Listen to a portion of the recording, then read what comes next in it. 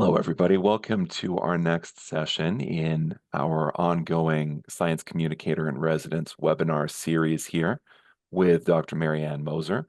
We're thrilled to have participants joining us today from across the Faculty of Science and beyond as we look to have these webinars be a great resource not only to science, but to our wider UCalgary community and to anybody interested in science communication joining us here today. So our topic here is, can you deliberately dial up creativity in science? And we're fortunate to have Dr. Anne Moser, our science communicator in residence, sharing some insights and discussion about this topic here today, and to have Dr. Robert Kelly joining us a little bit later on in the broadcast to talk more about this important topic. And with that, I'd like to invite Anne to get us started. Thank you, Owen, and good morning or good afternoon or good day. This is the question we're going to tackle today. Can you deliberately dial up creativity? And we are going to talk about science, but it also applies to areas outside of science. When we think of creativity, people often think about the arts, sculptors, musicians, writers. This is Oscar Wilde, a famous Irish writer with a biting wit. He has said many famous things about creativity, including this: a writer is someone who has taught the mind to misbehave. So he clearly thought creativity was a learned ability. Writers teach their minds. But of course, creativity is not just for artists. And my role as science communicator in residence here has been created in part to help you to support your growth as a scientist, including developing and applying creativity. And some scientists struggle with this, or people in general struggle with this, which is ironic because without creativity, a scientist could not hypothesize. So today we're going to take a quick look at what creativity is, how scientists measure it. We're going to look at some of the current neuroscience, and then we're going to answer this question: can you deliberately dial it up in yourself or in your team, in a team culture? Our guest, Dr. Robert Kelly, is an expert in this area. He's a pioneer in the field of collaborative creativity in particular. This is his latest book. He teaches all around the world, in a leadership program in Barcelona. He works with the Innovation Academy in University College Dublin. He's working with educators in Holland, and he is a full-time faculty member right here at the University of Calgary. This latest book and some of the one he's working on now, the specialty is applying and assessing creativity. So this will be very useful for you, and it could be just the beginning of a longer conversation. Okay, let's set the table for this discussion. This is Daniel Levitin. He's an expert in the neuroscience of music. You may have heard about his book, This Is Your Brain on Music. What he's doing in this picture is what psychology researchers call big C creativity, publicly recognizable, professional level performance. It is too much to tackle this big C creativity and little c creativity in this one webinar. So today, my friends, we are not going to turn you all into lead singers in a rock band like this. We're going to do that in the next webinar. Today, we're going to talk about little c creativity, which is the everyday things we try, the new things we try, like a technique in the lab or inventing a recipe at home, MacGyvering something in the garage, or simply coming up with jokes. Did you hear the one about a talking frog? Actually, I'm not going to tell you that joke. Look, people have been creative in everyday life for, well, maybe forever. This is a picture of Ice Age art that I took in Lascaux, France last spring. It's about 20,000 years old. And you cannot help but realize that creativity is a part of what has propelled our species. I want to acknowledge that this discussion about creativity is taking place on traditional territories where creativity has always been a part of culture. We're on the traditional territory of the peoples of Treaty 7 and Métis Nation of Alberta. And on these lands, people have thrived for millennia and still today with relationship-based culture that warrants deep respect. And relationships, we're going to see, are what creativity is all about. So can you deliberately dial up the connectivity needed to be creative? The answer is yes and no, or as Robert will tell you, yes with caveats. It can be both at once, but when you delve into one or the other, you'll see there are limitations. And I mention limitations specifically because there can be a little bit of eye rolling about creativity in science circles, where rational and critical thinking is highly valued. And we need to mention this stereotype because it still operates. Many of us were streamed into science because we were good with a certain kind of mental rigor, whereas our friends who might not have been good at math got streamed into so-called creative roles. And as a result, too much creativity is not usually the problem in everyday science. And I think you could all recognize that there are sticky forces that keep us doing things the same old way. So in general, we can also say dialing up creativity in everyday life will be good for you and your career as a scientist. Even the World Economic Forum is calling for more creativity in science. So what is this ability? There is a lot of fluff and cliche about it on the internet, much of it involving light bulbs. If you have it, how do you know it? If you're working to increase it, how do you measure it? Well, science is on this. There are lots of standard tests and evaluation protocols for measuring creativity. They're simply ways at getting at what creativity looks like. And it's not one thing, it's many faceted. These tests are not going to show you how to apply this to science right away, but they will show you what kinds of cognitive effort is needed to get past that stickiness of how we've always done things. So for fun, let's do a test or two together. Here's a really common one. Psychologists will measure creative thinking by asking people to think of uncommon uses for a common object, such as a brick. So let's take a minute and do this. I'm going to give you, 45 to 60 seconds, list as many possible uses for a brick. Just jot them down in as much detail as you can think of. All right, time's up. So let's analyze your responses. This is what this is the sort of rubric that gets applied. Are your answers original? So how many of your answers are rare compared to other people answering the same test? How many overall responses do you have? How many categories do your responses fall into? And how much detail did you use to describe it? So I can't, measure your answers right now, but you can compare them to mine. This is what I had. 7 overall. Planter, doorstop, put it in your toilet tank, crumble it to fill holes, lift it as weights, throw it through a window. Look, I'm not proud of the bomb one, but look at the detail I added there. Apparently that gets points for creativity. A whole bunch of these are all about the weight of the brick, but I probably got points for the crumbling to fill holes. So, you can analyze your list in comparison to mine here, and it'll just give you a rough sense of how creative you might be. Believe it or not, this is hard for many people, and many people will suggest only typical uses for bricks, such as building a house or a paperweight. And if this was you, you're going to see that there are things that you can do to get more detailed or more original responses. In other words, to get unstuck from conventional thinking. And if you came up with uses like a lounge chair or a candle holder, or this is called brick chicken, but this is actually using a brick as a weight. But if your answers were unusual like that, you may already have a certain kind of neuroscience wiring that makes you creative. Let's look at another kind of common creativity test. This tests a certain kind of creativity. Think of a word that these 3 words have in common.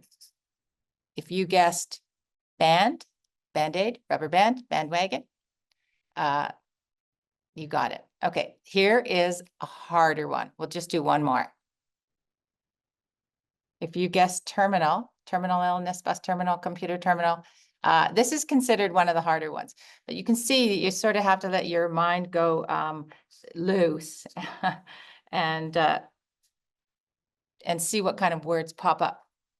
Anyway, there are a number of tests. And one of these tests, what these tests all tell you is that people have different degrees of creativity.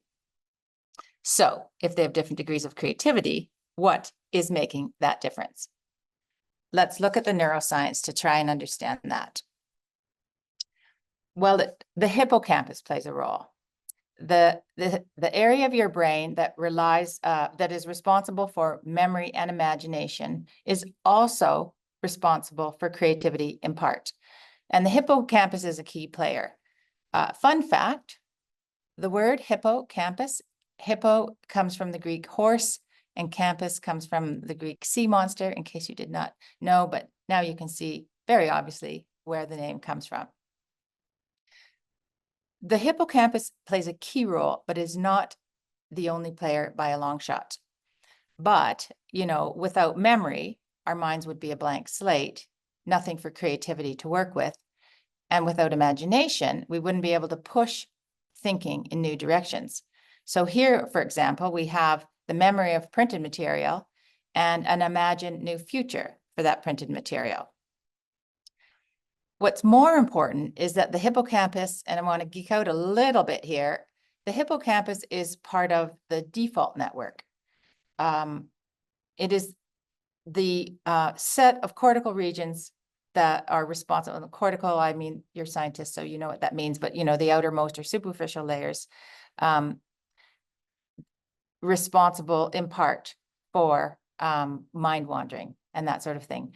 The network got its name from the early brain imaging studies that showed that these were the parts of the brain that tended to light up or get activated, by default when people were simply relaxing in a brain scanner without a cognitive test to do. So when relaxing like this, we tend to have spontaneous thoughts, sometimes referred to as mind wandering. So how does this happen? Well, the default network is putting together flexible combinations of episodic details, people, places, events that we've encountered. So remembering a past experience involves reconstructing that experience, not simply pressing a replay button, of a video that has been accurately parked. No, and this is why our memories are so unreliable. Your brain is reconstructing it. And likewise, the same for imagining future experiences. We construct those experiences based on what we've got parked in our memory. So it's this episodic, flexible nature of this system that gives us the ability to be creative. For example, we've seen a frog. We have a picture of a frog in our memory. We've also seen a robot. Well, boom, imagine this. I don't have a good frog joke here either. So here it is, this flexible system involving the mind-wandering network that constructs pictures, and it's a key player in creativity. Great, we know this. And it's almost a cliche, isn't it? If you relax, new ideas come to mind. This is the famous apple tree, or at least grown from graft of the famous apple tree under which Newton had his aha moment about gravity. Here's Archimedes in his famous bathtub having his eureka moment about displacement. It's kind of a cliche, you have your best ideas in the shower, right? But often we want to direct our thoughts. We want to evaluate things. We want to apply creativity. We can't get paid to go to work and just let our minds wander. So to understand that question, if we want to somehow apply creativity, we have to ask this one first. What makes some people more creative than others? What is it that they've got that we could get more of? And Roger Beatty, a psychology researcher at Penn State who uses brain imaging and behavioral research to understand creativity, has found that it's the communication between different areas of the brain. It's a functional connection that is a marker of creativity. So pretend this is your brain. Your default network in the middle, your relaxed state network, and your control network, the executive planner and your evaluator, the one on the right-hand side, they tend to work in complementary fashion. When one is active, the other one deactivates, and vice versa. So if if your mind is wandering, you don't want to suddenly focus on something. And if you're trying to focus on something, you don't want to be distracted by your mind wandering network. And the salience network, the network on the left-hand side, is the network involved in switching between them. And what Beatty's study showed is that creative thinking involves increased communication between these two networks that normally work separately. And they also found that people who were more creative than others could more readily co-activate the default and control networks. And their findings were predictive. So this is important, right? Based on the strength of their brain network connections, they could predict how well you would do on those creativity tests. They could scan your brain right now, and they would be able to predict how well you would have done on those tests that we just did. Regardless of how your brain was wired at birth, I can tell you with 100% certainty that you have chosen a career that highly regards the functioning of your control network. Precision matters. You may have the ability to co-activate these two networks, but the day-to-day job of a scientist certainly prioritizes the control network over the default network. But now, what if innovation is part of your job? What if you're trying to solve an intractable problem? How do you get more creative? Beatty's team found that the cognitive effort, the work required to develop creative processes largely focused on overcoming the stickiness of prior knowledge. And they found a predictable and consistent way to do this. And here it is. It's so simple. He found that you could prime your default network simply by asking people to think of a memory and describe it in great detail. And it doesn't matter what memory it is. Just take a few minutes to imagine something parked in your episodic memory and describe it in great detail. What this does is stimulate that network, and apparently it is then easier to co-activate the two networks. So when you now turn your mind to focusing on something, it is more easy to co-activate the default network at the same time. Now, one of the caveats that Beatty offers is, they can't say this is a sustainable long-term way to increase your creativity, but it does seem to work in the short term. And you could argue that's all that really matters.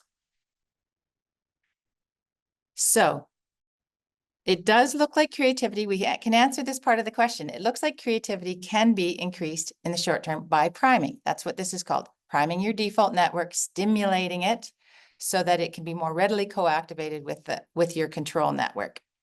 And a second way is by collaborating. The same networks communicating between different parts of your brain can be achieved by communicating between diverse individuals. And this is where Dr. Robert Kelly comes in, because this is his specialty. And Robert, I would like to, there's probably things in this presentation that you are dying to weigh in on. Please tell us, how do we overcome the stickiness of prior knowledge, of old ways of working, and increase creativity, as individuals or as a team? Well, a big question. Can you hear me all right? Yeah. Audio's good. Thank you So for joining us. I call it the stuff that I've written, and I call it resocialization. It's one term, and I have a colleague in Amsterdam who contributed to a book I've done. He calls it reframing. Okay. Where our patterns are so ingrained, our defaults are so ingrained to certain ways of doing that they become, I call them counterintuitive, counterproductive. And you have to be aware of all of these counterproductive, counterintuitive, counterdevelopmental skews if you want to move developmentally. So I'll approach this from, first of all, what's the working definition of creativity? I use Todd Lubart. He's at University of Paris, Rene Descartes, a sequence of thoughts and actions that leads to novel adaptive production. Okay, let's start with that. So there's thought, imagination. Some people call it creative thinking.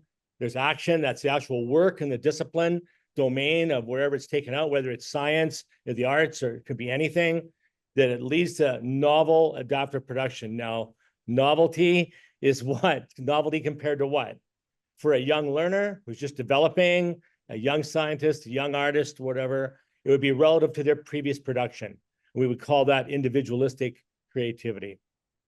As your creative output becomes more complex and deals with more complex situation or whatever, then it approaches relevance to the field or domain where that work is judged by people, experts in that domain, in that field. And we call that social cultural creativity, right? And people have called it small c, large c. There's a whole bunch of other ways to look at this. So it's a kind of a double track sort of definition. So, but what is creative development? So let's look at this. So I would have a couple of terms. First of all, creativity, a sequence of thought and action that leads to novel adaptive production. Then let's look at the creativity capacity, would be the level of complexity that one can engage in creative practice. So that would mean recurrent iterations of ideation, idea generation, and prototyping over time in increasingly more complex contexts, right? The difference between what a grade school student would do versus a mature scientist or mature social science researcher or whatever. Then we have creativity development, would be the growth in creativity capacity over time. Then the question came up, and you were talking, we alluded to it earlier. How do we mediate that? How can we be catalytic as educators or in educational institutions to enable that to go forward?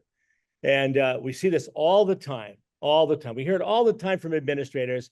We need more innovation. We need more creativity. We need more entrepreneurship. And it goes on and on and on. And often these terms are used like political margarine because of the terms of the day, right?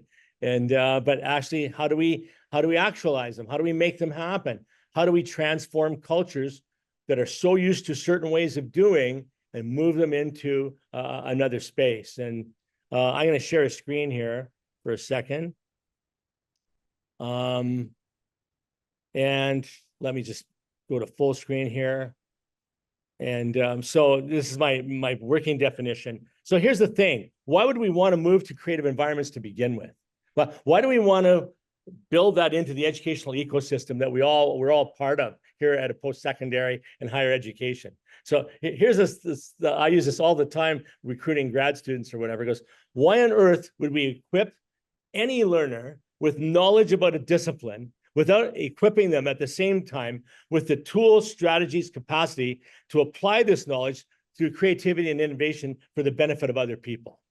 It doesn't make sense just to have people as containers of knowledge. They should have to know how to apply it to deal with increasingly more complex problems that are arising. We just went through COVID, still going through it. And there are more problems on the horizon that are getting more and more complex. So there's a real context for this happening, right? So now, how do we move a traditional culture? We're very discipline intense universities. We have lots of discipline experts in academia, right? Who know a lot about their subject areas. So that's an assumption I would make, although some people might contest that or whatever within departments, but I'll leave that for someone else to do. I want to show you an ecosystem, and it's based on componential theory of creativity developed by Teresa Mobley at Harvard Business School, okay? And it's basically, she describes creativity as being made up of 4 components. So when we try to transform educational environments, we have to consider all 4 of these components. And if we don't consider that in our transformation design, tactics and strategies, these become counterintuitive or counterproductive skews. And no matter how well-intentioned we are about moving our culture to become more innovative and more collaborative and more all of this stuff, they just fall by the wayside. I mean, read Leonard Wax, Education 2.0. He talks about because of the inertia of traditional educational discourse and traditional culture, and you talked about traditional ways of thinking, that we bring in these transformative ideas, and some people go, oh, well, this sounds really great, but it gets sucked into the inertia of the traditional vortex, and it gets chewed up, and it loses its most transformative properties. And the change becomes minimal, if anything at all. And we've seen these things come and go. Anybody in education for a long period of time have seen these waves happen, right?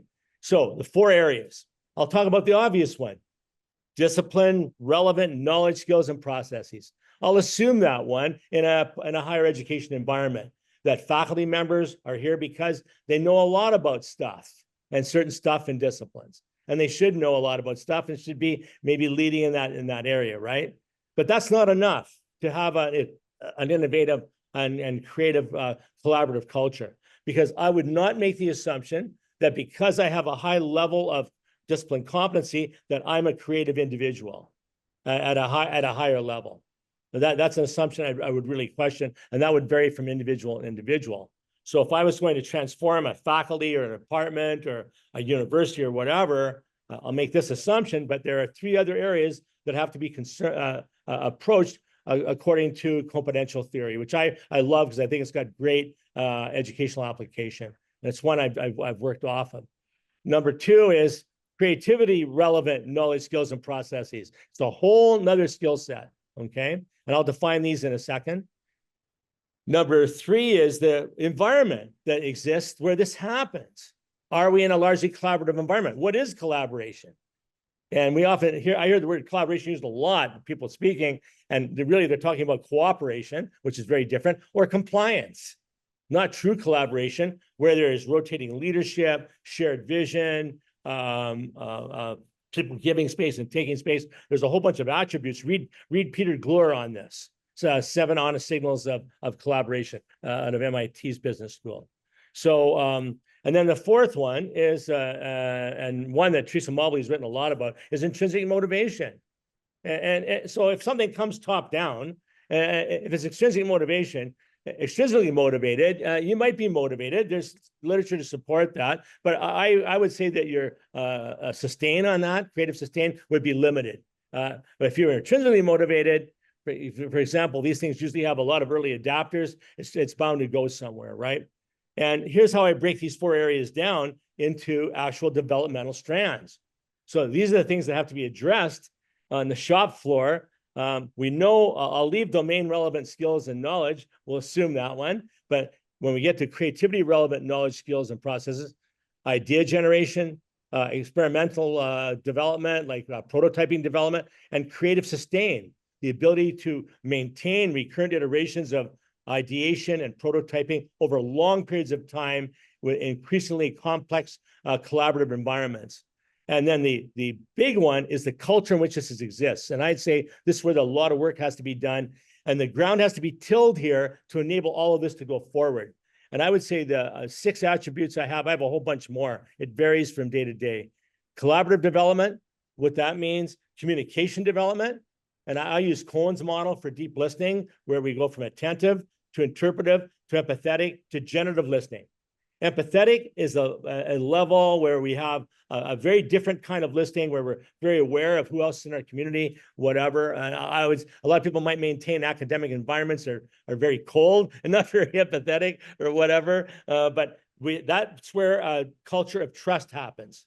When you have a culture of trust, you have a proliferation of ideas. And then you have a safe environment, then you move to a brave environment, which would be a generative listening level, right?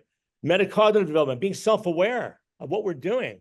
Arthur Kessler wrote in 1964 he talked about the concept of the anesthesia of conditioning, that we do things because it's the way it's always been done. And we don't question it. Well, it's the way I ought to do it. That's the way we do it. So change becomes difficult. People become risk averse or change averse, right? And we have to look at changing instructional design, going from machine bureaucracies, top-down standardization, where everything's the same, to adhocracies that are organizational structures that are designed for invention. And we have to change educator training. There's a lot of that networking going on at the Till Institute, on our campus, whatever, right? Now, to go forward, here's my view. This is my last book on collaborative creativity that I've identified. I've got a whole bunch more of these. Transformative dynamics. I think we have to get to the right side of this graphic. That I think traditional structure that prohibits change is on the left-hand side. We have to move from egocentric to ecocentric. That's Otto Scharmer's stuff out of MIT. Machine bureaucracy to adhocracy. Henry Mintzberg. Competitive to collaborative. Assets to instead of accumulating assets, we have to have discipline chops. There's no way you're going to be innovative at a top level unless you have a lot of it discipline chops. But I want to contend, advocate for an ecosystem where you have to bring creativity and innovation development and collaboration to the middle of this. I think it makes the acquisition of discipline more relevant, highly contextual, and a need to collaborate with others because the problems are so complex, right? We have to go from being passive consumers as students and passive delivery of information to highly interactive, dialogic, didactic to dialogic, one way, sage on the stage to reciprocal, where it's collaborative and mentored. We do that in grad school, I guess. Outcomes known to outcomes unknown. That's where true experimentation comes in. And then authoritative to empowering. And I use the number 5 there, pedagogy to sociogogy. That's Andrea Severi. She's in the Bay Area. She was in my last book. The idea of people leveraging everybody in your classroom. I think it's a crime that I can be in close physical proximity to another human being in a class for a semester or a year and never have a meaningful conversation about the work we're doing. That's just ridiculous. So we have to get back to these kind of 4 areas, I think. If you make the assumption that we top down, we're going to move over. If you don't attend to creativity, relevant skills, and knowledge, social and educational environment, you are going to end up with Henry Wax. Will just be eaten up by the inertia of what goes on. That's the Reader's Digest version. Well, there is so much there, and it's terrifically exciting, and it looks hard to do. Have you seen examples of places where it has taken root, this kind of transformation? It's very, very difficult. So I asked, when I did a book in 2012, where I surveyed educational institutions from early childhood to post-secondary that were focused on creativity, right? I visited the Da Vinci schools in Los Angeles just after they opened. There are 3 charter schools, Da Vinci Science. It's the only high school I've ever visited that had the model of a B-1 bomber on the front lawn of the school, because Northrop Grumman is one of their sponsors from right around LAX. But the person who started that phenomenon, they have Da Vinci Design and Da Vinci Communication, 3 different high schools, right? He was a principal in the Weisburn district, a public school outside of LAX. And I asked him, why didn't you not try and transform that school? He thought there was so much inertia, so many such ingrained behavior. He thought the only way was to reinvent a new space, and where we controlled all that and control the professional bureaucracy, right? So my thing, I think when you have to transform within that space, we don't have that luxury. I think the key would be to create an adhocracy within the milieu, the center of the traditional space. In other words, create a pocket environment that operates under a very different set of rules that's experimental. So where you have a flattened organizational structure, where you have people there, the faculty and instructors who want to be there, intrinsic motivation, where they are imbued, and part of the being in that system is being educated in creativity processes and knowledge and content, that kind of stuff, right? And where we work on developing a really key part of this, developing collaborative culture, the attributes of that, rotating leadership, leveraging everybody in the room, a flattened structure, an amorphous. I'm working on a new thing called amorphous education, where we bring experts in as we need them, as they're needed. They come and they go, as opposed to the same people in the room, right? And it's very much built around invention. So you build that within a traditional organization as a lab that anybody can observe. And then nothing better than students who are happy and successful, right? And so here's the problem when we want to advocate change. a lot of people can't see it or can't visualize it. Yeah. So then that's fear and anxiety. You want me to change to what? I don't know what it is. It's not in my range of experience, realm of experience. So I really think it's key to set up a micro environment that's a lab that has a very different set of rules from the rest of the organization. And that's protected and insulated from it. That's not a threat to everybody else who's afraid of change, afraid of something new. Grow it. And I think positive begets positive. And then that is a lab. Show it. Here's what it looks like, and then people will gradually come in. And like would be like the Borg. Resistance is futile. Okay. Yeah. if it's successful and students are gaining benefit from it. Yeah. How important or is space important? Like the physical environment that you're. Oh, great question. I mean, I've interacted with Prakash Nair. He's the CEO of Fielding Nair International, architect in the States, right? And he's written books on this. And he was in New York City. He was in charge of renovating public schools. He got tired of renovating them back to their original spaces. He called them cells and bells. It was designed for industrial model education. And his firm goes around and they do these massive renovations at post-secondaries or public schools or whatever to make collaborative spaces. But he's told me, he said they would do this transformation. The school wanted this, and they changed the space so it's more conducive to kind of like Taylor Institute, the big labs we have in the Taylor Institute for Teaching and Learning on campus. They're great spaces for this, right? That's some of the best spaces I've seen. He said they revert back to their old ways of doing. It's really funny because the whole culture has to change, right? Yeah. So, and there's a good book, Durley and Whithoff from Stanford's D School called Making Space on this. And they talk about it. It's not, I got asked by a journalist once in Chicago, he said, what's your ideal school look like? And actually caught me off guard. And I thought, my answer was I could be in a farmer's field. If I had the right professional culture, we could do anything we wanted as far as that. But now, if we had a nice physical plan, it would make a big difference. Right. Fair. Mutable spaces, high tech, whatever. Say Taylor Institute's got some really great spaces that you can do this stuff in. Yeah.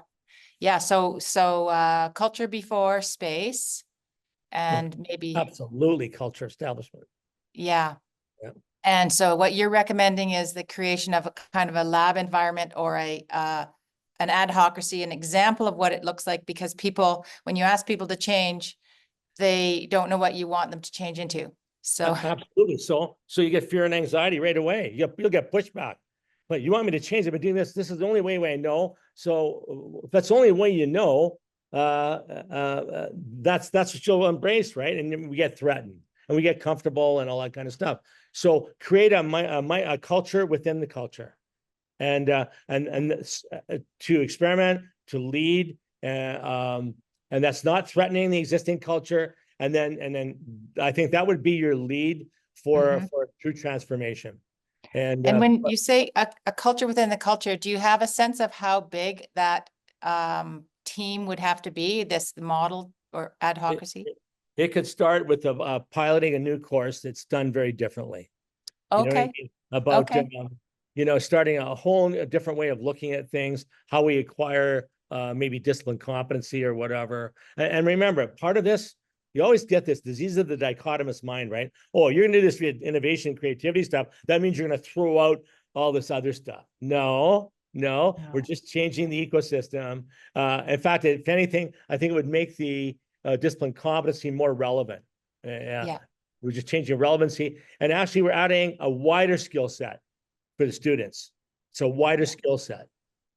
And it's a much bigger toolbox. And I think they will need that in a much more increasingly complex world, geopolitical and environmental. And we'll definitely share a link to your book. But in your book, do you give some ideas to people of how to take that first step?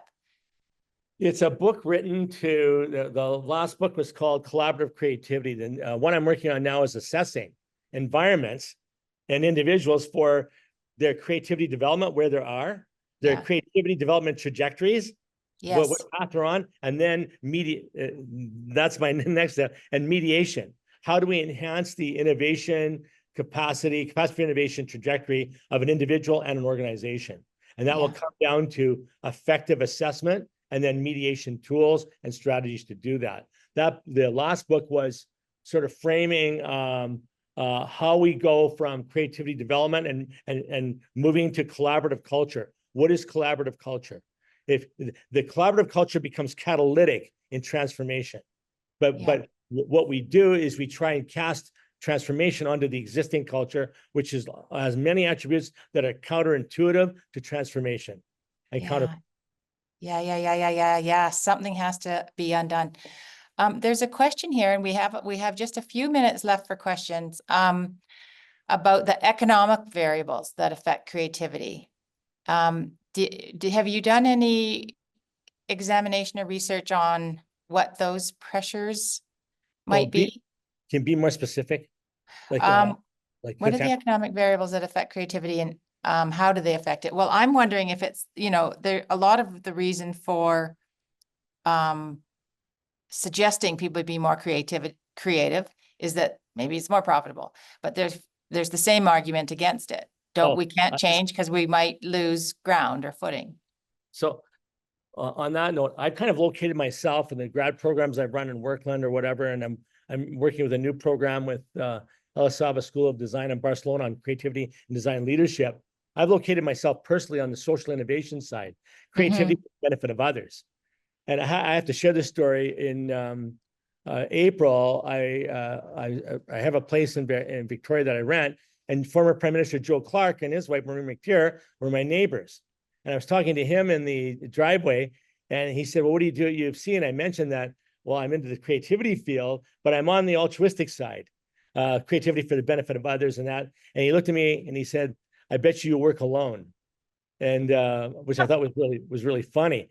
And I think what he meant was, if your creativity is not about venture capital, startups, or whatever, and becoming a unicorn or whatever, that's where most of the dialogue is. It's where a lot of it is on campus here, right? But I don't really feel that that's on a global thing, why it should be a disabler of creative practice or creative development. I think there's a much broader way. And if we mobilize, just imagine if we mobilize true collaboration and leverage expertise in a wide range, what we'd be capable of. But our culture is not wired for that. It's wired for a very different value set. And I think it's going the wrong way right now. So my first degree is in economics, but that doesn't mean anything, because my son, the business major, says I have the worst investment profile of anybody he knows, because they take too many risks. Well, I mean, who knows? The world is in a massive state of upheaval. So there is so much here to think about, and it's very pertinent to what's going on in the Faculty of Science. I know we're out of time. I cannot thank you enough. I hope this is just the beginning of many conversations about how to implement increasing creativity for whatever reason, to whatever end, here at the University of Calgary and elsewhere. There is so much here. It's so exciting. Thank you. And I know you have a lot more to offer. So I would direct people to your books and your upcoming book. And thank you so much.